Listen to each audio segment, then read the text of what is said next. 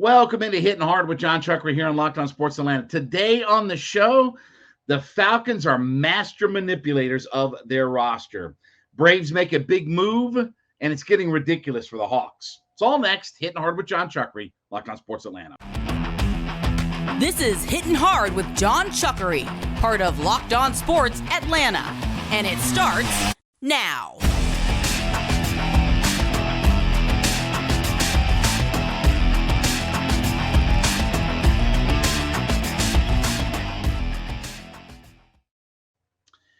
Hittin Hard is brought to you by BetOnline. We ask you to head over to youtube.com, put Locked On Sports Atlanta into your search browser. When you get there, hit that subscribe button. Be a part of our ever-growing community. We're up over 5,000 folks, trying to head toward that 6,000 mark. I want you to be a part of that. Leave us a comment there. We are free and available to download as well on your favorite podcast platforms, including Spotify and Odyssey. When you check us out on your platform, make sure you hit that subscribe button and catch us every single day. And, of course, Roku and Amazon Fire. We are available there. Follow me at JMCH316 on my personal Twitter page. Boy, oh boy, oh boy, oh boy. I give the Atlanta Falcons credit. They are master manipulators of their roster. We've gone over this. We started this podcast on April 1st. And we've gone bang by bang, bing, bop, boop, bop, bop. Every time the Falcons did something just sneakily with the roster, right? It's Deion Jones. Oh, Deion's playing. He's hurt. Oh, the knee surgery.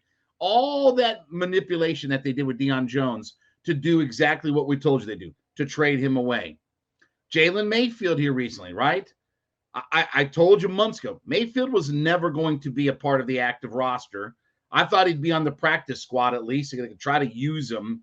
But all of a sudden, his back was so bad that he missed the first 13 weeks of the season. And now he's gone on IR. Now here's the latest. This is fantastic. So Arthur Smith talked yesterday about changing up quarterbacks. And obviously Desmond Ridder, we know, is going to be the starter. And the reason that they're changing up quarterbacks, and this is the quote from Arthur Smith is, quote, "It's a performance-based decision. I talked last time about trying to get over the hump in some of these close games.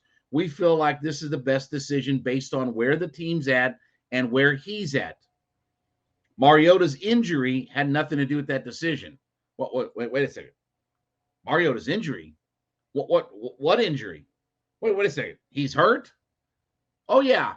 Here's the other quote from Arthur Smith, and I love this. "He's got a chronic knee that he wants to get evaluated. I anticipate him going on IR." Now, let's see. Let's think about this for a second. How many games are left in the season? There's 4 games left in the season.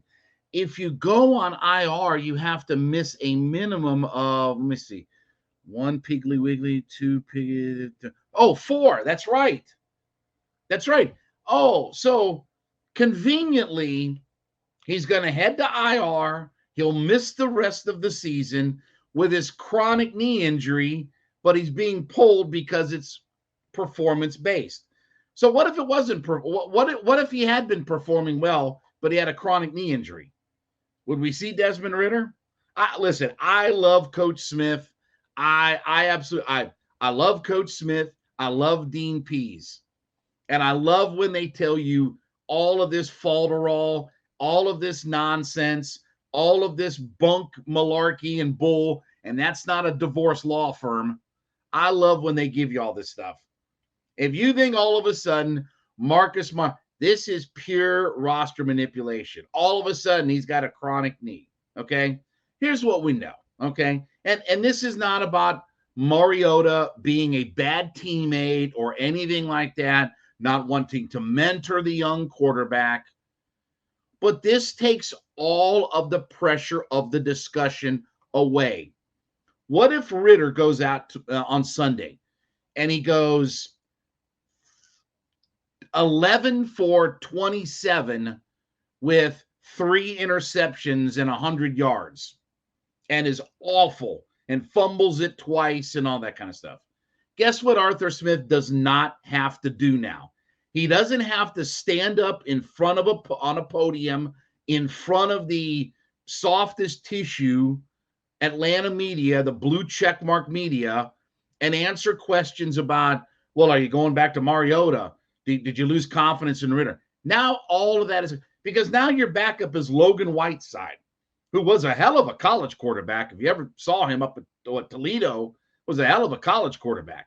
Really good in college. But he's about as valuable at quarterback as I am to the Falcons right now. So now you take away all of the conversation. Desmond Ridder, good, bad, ugly, whatever. This allows them to not have to answer any questions about making a change again at quarterback or whatever. Look, Desmond Ridder plays fine, wouldn't be an issue. But what if he doesn't play well? Well, you're going to go back to Mariota? Well, you're not now because he's on IR, and he won't be here next year. When the season's over and they can start making transactions, Marcus Mariota won't be here. They're not going to pick up his second year on the contract. He'll be gone, right? The Mariota era of Falcons football is over. Hasta lasagna, don't get any on you, right? It's fun while it lasted. You know, you don't have to go home, but you can't stay here, as we said at the end of the night and being at a bar, right? This is fantastic.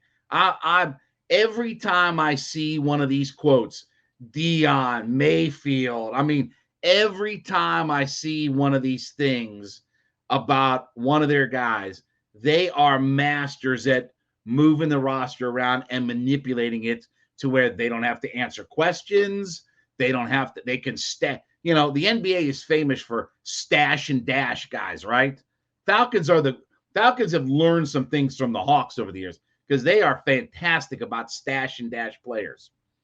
So I read those quotes and comments. I love it. I love Arthur Smith. I love Dean Pease. I love these guys that we got because they manipulate and they take away. And again, with all due, let's say this with all due respect. I'll put the caveat on, okay? It ain't like the local Atlanta media is going to bombard Arthur Smith or these coaches with the really tougher, uncomfortable questions and things, right? It's not like our local Atlanta media is going to go out there and crush him, but they are masters at how to manipulate the roster with just perfect timing. I told you, they had a master plan in place. They deserve a doctorate for the master plan that they had in place about how to manipulate Deion Jones. They've had one for Jalen Mayfield. And now you see that with the change at quarterback, now they've done it again with Marcus Mariota. So give them a lot of credit. Listen, they're masters at it. I'm cracking up. I'm enjoying every bit of it. Take it for what it is, okay? You got to read between the lines on everything, and you got to know what's really going on behind the scenes out there. When I tell you that if they thought Mariota was leading them to a playoff spot, guess who'd be at quarterback this week? Old number one. Congrats to the Falcons. They are absolute masters at how to manipulate their roster. I want to talk about my friends over at BetOnline. Listen, betonline.net is your number one source for all of your sports wagering information. So listen, you want to get in on the last quarter of the NFL. College basketball's rolling right along. NBA, we're neck deep. We're more than a third of the way. We're going to talk about that here in just a few minutes. More than a third of the way through the season now. You want to get in on the action, head over to betonline.net. Look, it's very simple. Take your mobile device, right? Go on that mobile device, pop in betonline.net. Check out all of the news and information they have. You want scores, you want stats, you want podcast news and information. Everything is available at your fingertips at betonline.net. Then, once you've got the information to make you a smarter sports bettor, get in on the action. You want NHL, you want college basketball, you want NBA, you want NFL. Guess what we've got? This is a bettor's dream coming up. It's bowl game season, right? We're going to have Florida and Oregon State coming up here very quickly, right? It is bowl game season. It's a bettor's dream. BetOnline.net is the place to go. Get in on all the action very simply and easily at BetOnline.net. It's where the action starts. So the Braves yesterday made a big move as they went out and got themselves arguably the top 1 or 2 defensive catchers in all of baseball. So Sean Murphy comes over to the Braves from the Oakland A's. It was a 3-team trade. So the Braves gave up Kyle Muller, Manny Pena, Freddie Tarnok, and Royber Salinas. Those guys went to Oakland. And then Wild Bill, William Contreras, and Justin Yeager went to Milwaukee. And then Milwaukee and Oakland did a couple of things with them and this, that, and the other. So Sean Murphy, just to give you an idea, he won the Gold Glove in 2021 as a catcher for the Oakland A's.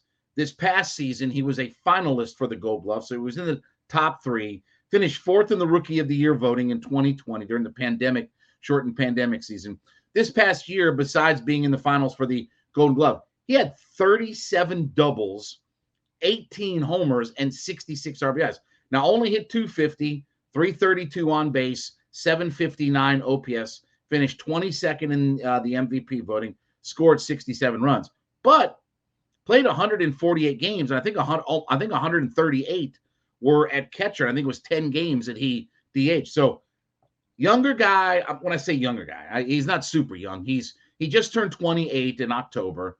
Okay, won't be 29 until the season's almost completely over. And more importantly is they have 3 years of control for Sean Murphy. So the player itself is a very good acquisition. I think where people are concerned is, one is you gave up a volume of players to it, okay? But here's the thing, okay? This is what I always talk about. Take Contreras out of the mix for a second, okay? Set him aside because I want to talk about him separately. All of the other guys, look, Manny Pena's a 8th string catcher, okay? They brought him in last year to be Darno's backup, and he lasted about 3 weeks, and that was it. Muller, whatever. This guy, whatever. It's all prospects. I'm one of those people that believes that when you have a chance to acquire legitimate major league talent, you don't get frightened about moving prospects. I was never afraid to move Pache or Waters if it meant getting a Mookie Betts or somebody like that.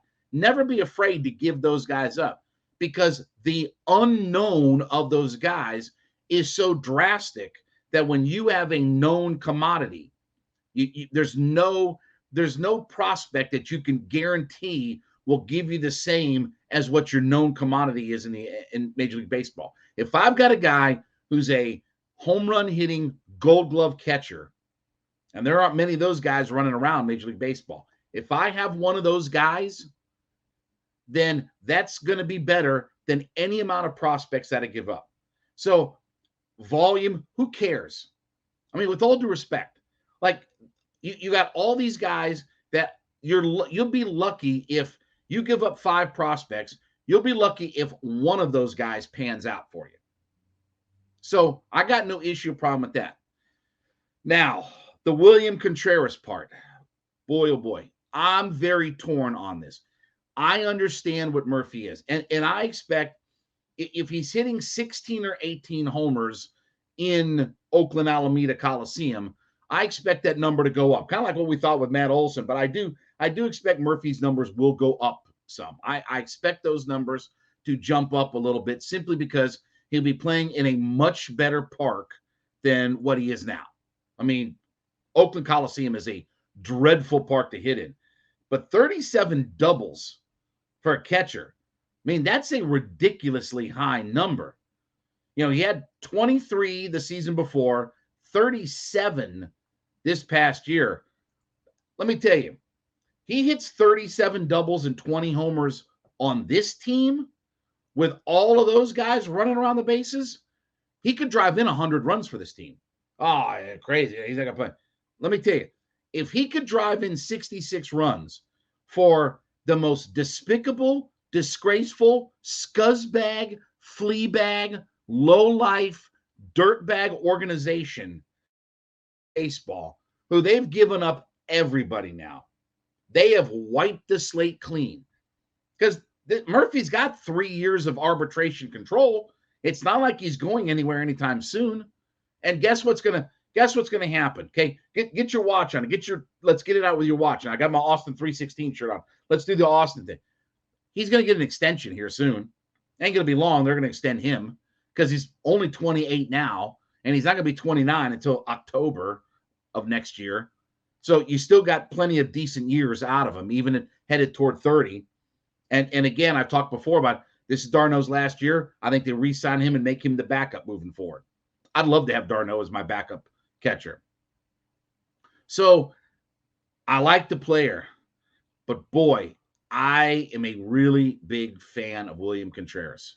And I just heard Alex Anthopoulos doing an interview, and he said that number one highest main priority for them when they're looking at a catcher is defense and calling games and things like that. All of the offensive production is secondary. I mean, look at a guy like Manny Pena. They were locked in, to use a pun, to get Manny Pena because he's such a good defensive catcher. They didn't give a crap about his offense.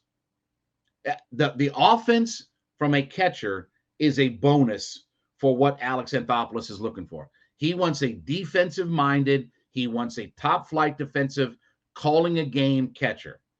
And Murphy's a guy, I think he has the second fastest throw from home to second in Major League Baseball. I think only Real Muto is faster at throwing it to second base. But all that aside, he's an outstanding defensive catcher. That's what they want first and foremost.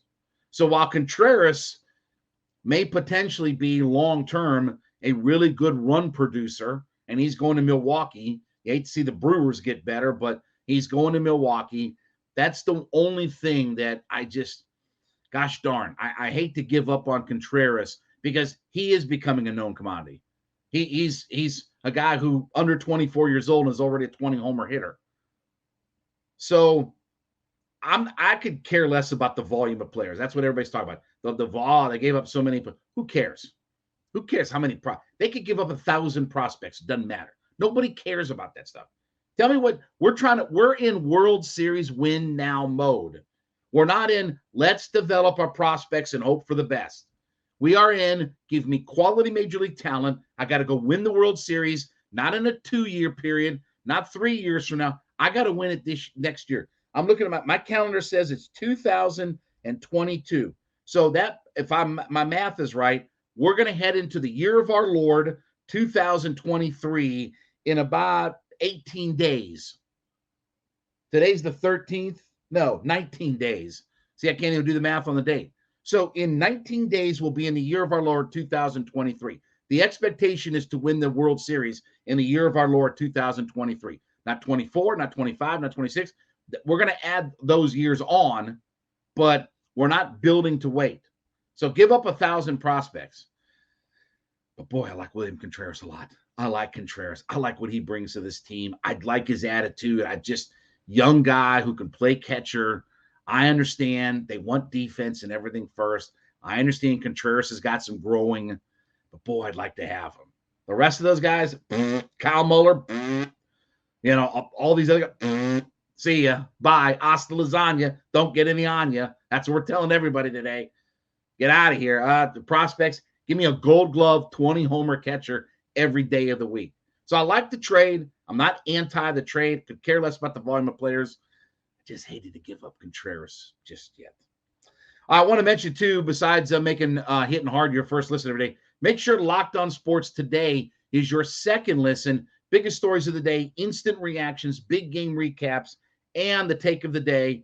Locked On Sports Today is available on Odyssey, YouTube, or wherever you get your podcast from. And I want to talk about my friends over at Built Bar. Yes, look, it's holiday season, right? We're eating like crazy. We're going nuts. We're trying to at least salvage something with the weight and the health and everything like that.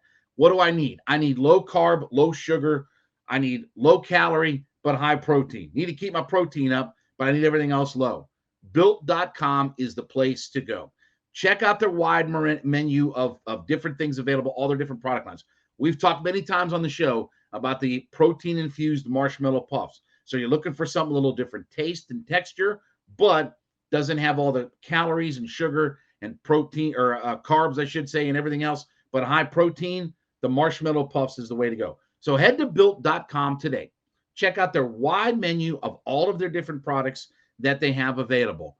Get your order put together. They've always got the new flavor of the month coming out, so check out the new flavors.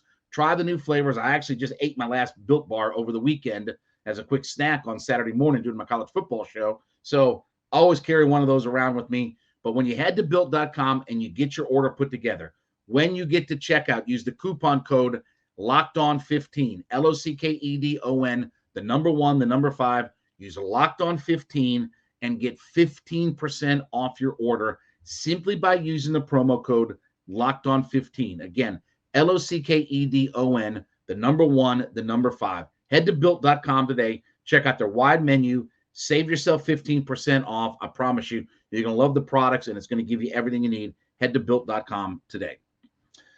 So last night, the Atlanta Hawks lost to the Memphis Grizzlies. Now, just on the surface of that, the Grizzlies, by the way, are 18-9 on the season now, okay? 12-2 at home.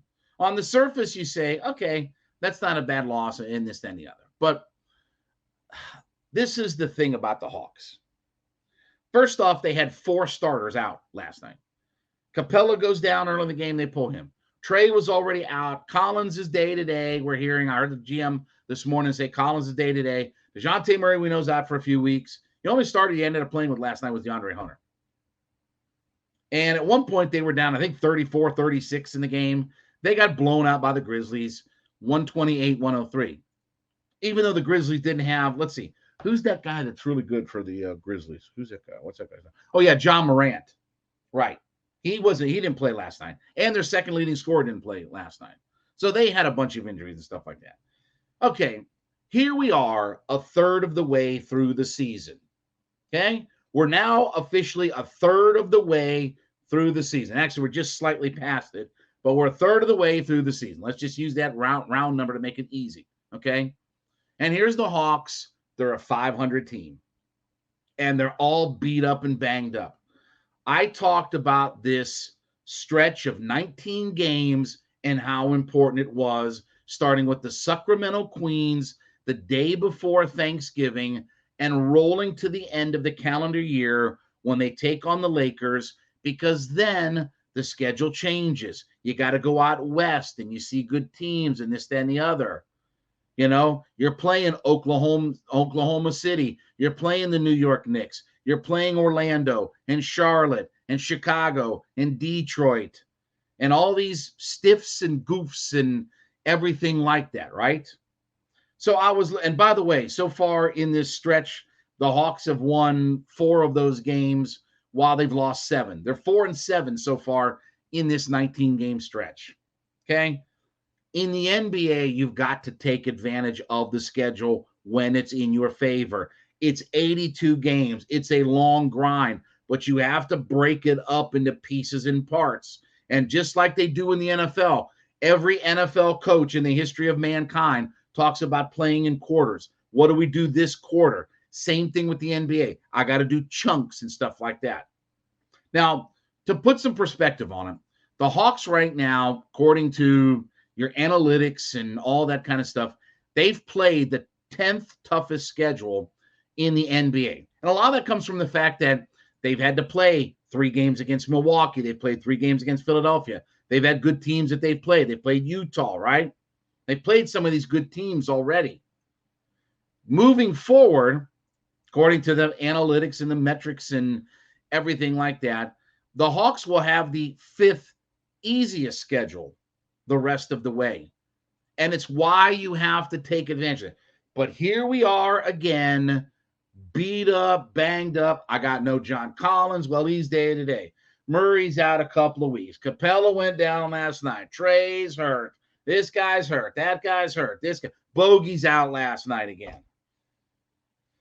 It's the same old story for the Hawks. We're beat up. We're banged up. This guy can't play. That guy can't play. I missed 4 or 5 games from Hunter. I missed 7 or 8 games from Collins. I missed this. I missed that. Bogey's played 4 games this year.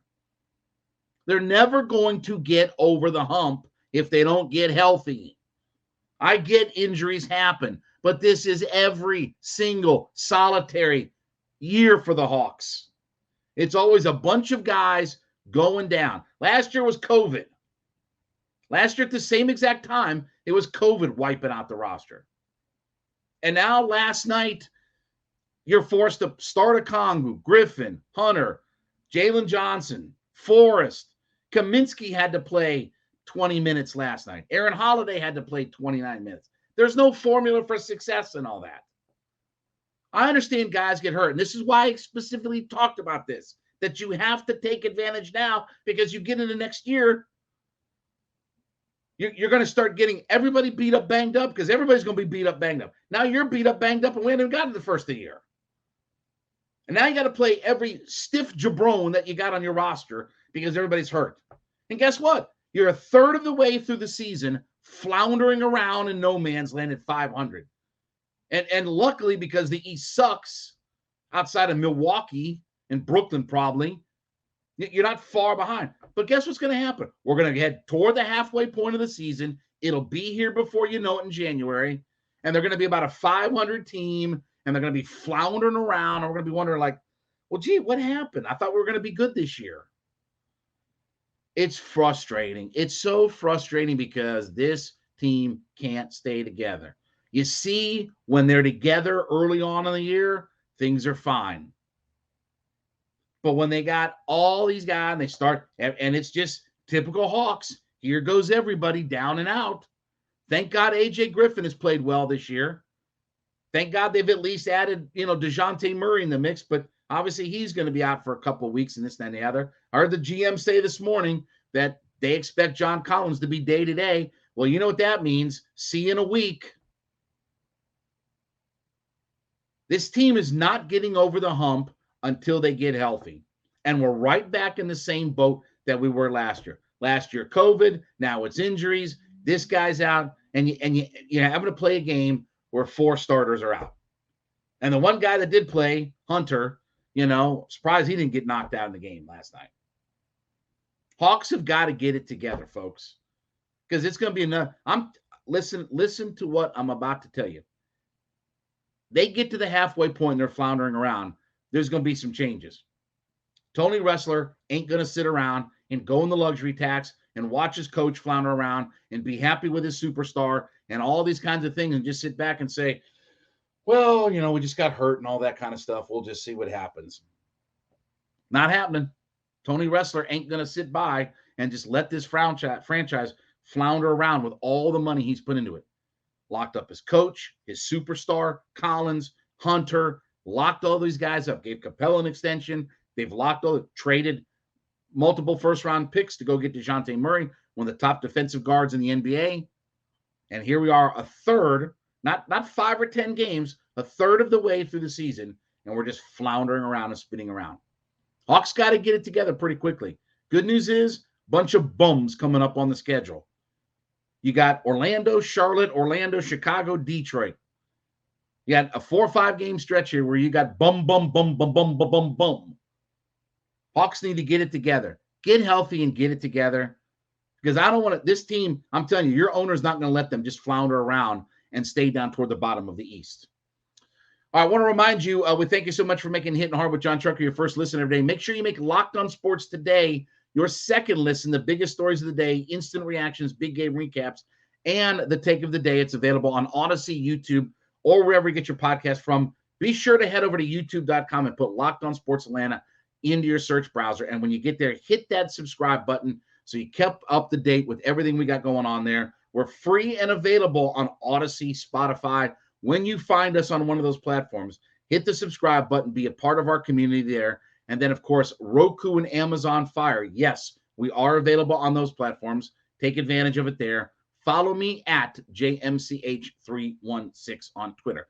We'll be back with you tomorrow for a Hump Day edition of Hittin' Hard. This is Jon Chuckery on Locked On Sports Atlanta.